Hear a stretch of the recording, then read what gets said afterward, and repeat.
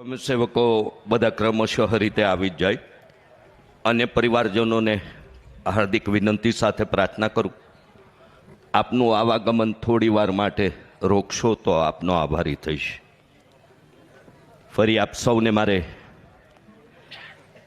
કારણ કે પંછી પાણી પીને સે ઘટે ના સરિતા નીર, ધન દિયે ધન ના ઘટે સહાય કરે રઘુવીર.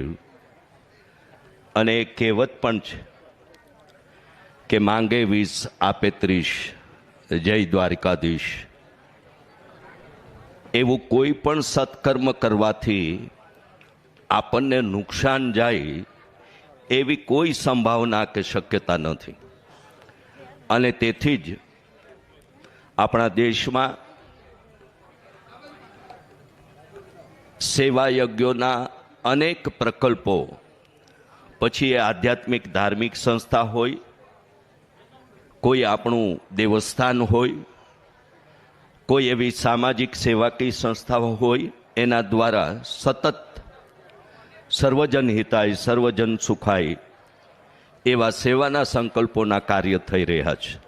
આપણે સૌ તાદ્રશ્યપણે એક જ પ્રસંગને યાદ કરીએ તો પરબના પીરની જગ્યામાં સતદેવીદાસ, અમરદેવીદાસ એ સમયમાં રક્તપિત્તનો રોગ કે એને કોઈ સ્પર્શ કરવાનો પણ પ્રયત્ન ન કરે એવી સેવા અને શુશ્રૂષા એ પરબધામના પીરની એ પાવન ધરામાં સતદેવીદાસ, અમરદેવીદાસ દ્વારા થઈ.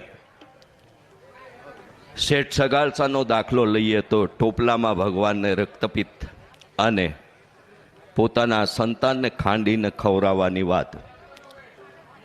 આ સંસ્કૃતિ, આ પરંપરા, આ લૌકિક વારસાના આપણે બધા વારસદારો છીએ.